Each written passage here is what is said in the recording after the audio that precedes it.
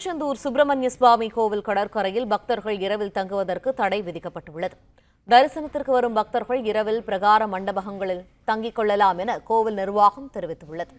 இது தொடர்பான விரிவான தகவல்களை செய்தியாளர் ஆனந்தன் வழங்க கேட்போம். ஆனந்தன், விரிவான தகவல்கள் என்ன? வணக்கம்.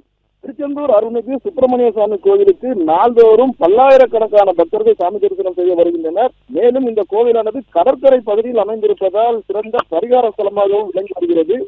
இங்கு வரக்கூடிய பக்தர்களில் பெரும்பாலானோர் இரவில் தங்கி அதிகாலையில் கடல் மற்றும் நாளிக்கிணற்றில் புனித நீராடி சாமி தரிசனம் செய்வதற்காக கோவில் கடற்கரை பகுதியில் இரவில் தங்குவதை வழக்கமாக கொண்டுள்ளனர். மேலும் அந்த பகுதியில் சமீப காலமாக திருட்டு மற்றும் குற்ற சம்பவங்கள் அதிகரித்து வருவதை அடுத்து பக்தர்களின் பாதுகாப்பை உறுதி செய்யும் நோக்கில் கோவில் நிர்வாகம் நேற்று இரவு முதல் புதிய நடவடிக்கை எடுத்துள்ளது. அதன்படி இரவு 10 மணி முதல் அதிகாலை 4 மணி வரை கடற்கரை பகுதியில் யாரும் இரவு நேரங்களில் தங்க அனுமதி இல்லை என கோவில் நிர்வாகம் தெரிவித்துள்ளது.